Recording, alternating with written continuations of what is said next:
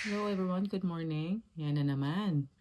Umatikabo na naman ang ating sosyal na muta at nagpaparamdam na naman ako sa inyo ngayong araw. So today, bibili muna ako ng gamot kasi naiwanan ko yung gamot sa bahay. So, it's my bad.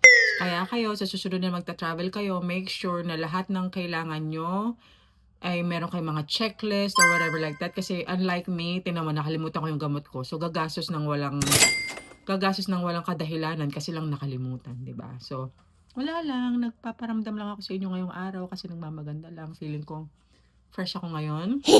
Ito, nagagandahan ako sa Japorms ko ngayong araw. Cool, no?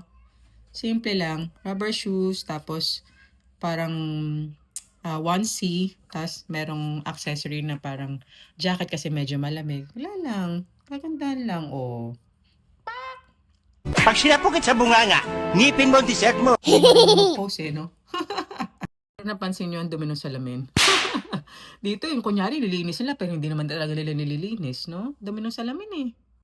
Ito yung ano namin, parang hut namin. Pero ang ganda ng view sa labas, 'di ba? Paglabas mo, may mga ganyang paandar. May play area doon, tas doon yung mga swimming pool, mga ganun. Mamaya dadalhin ko kayo. Kagabi nag-swimming kami. Nag-swimming kami kasi nagaya yung mga bata.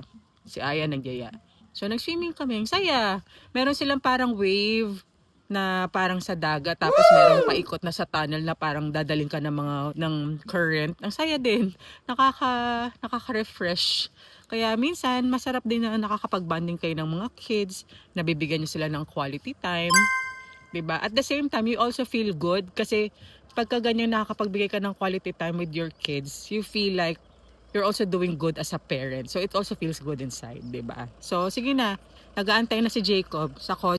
Siya, umiinit na yung ulo kasi sabi vlog naman to ng vlog, hindi naman kumikita. What? I forgot my piggy. No, nakalimutan daw niya yung pili niya. O sige, bili muna tayo ng gamot, guys. Dito na tayo ngayon sa store. Ganda, no? Laki. Yan, pakita ko sa inyo. Yan yung butika nila. Parang social na mercury drug lang. Wapo niya, no? Hayop ka talaga! Ang ganda mong lalaki! Napakaswerte mo talaga sa akin. Ang gwapo mo. Nani? Actually, deserve ko naman siya.